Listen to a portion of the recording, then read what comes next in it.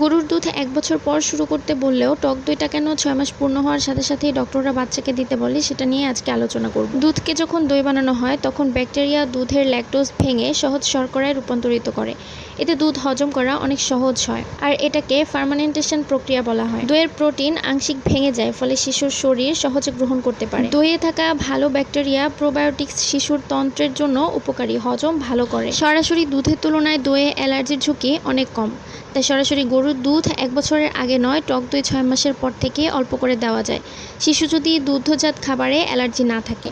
আজকে আমি আমার বাবুর জন্য ঘরেই টক দইটা বানিয়েছি, কারণ যেহেতু ছোটো বাবুকে খাওয়াবো, আমি কেনা দইয়ের থেকে বাসায় বানিয়ে নেওয়াটাকে বেশি নিরাপদ মনে করি। এজন্য আমি বাসায় নিজের হাতে বানিয়ে আমার বাবুকে টক দইটা খাওয়াবো।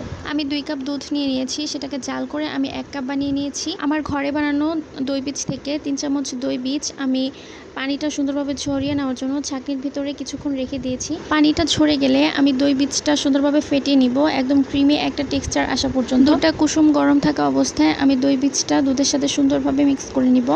এবার দই বীজ আর দুধের মিশ্রণটা আমি একটা ছাঁকনির সাহায্যে ছেঁকে নিব, যাতে তার ভিতরে দলা পেকে না থাকে বা কোনো লাম্পস না থাকে। এরপরে আমি একটা প্যানের মধ্যে একটা পরিষ্কার কাপড় দিয়ে সেটার মধ্যে দইয়ের পাত্রটা দিয়ে সুন্দরভাবে ঢেকে রেখে দিব। একদম চুলার আঁচটা একদম লো হিটে থাকবে। এভাবে আমি ১ ঘন্টার জন্য রেখে দিব।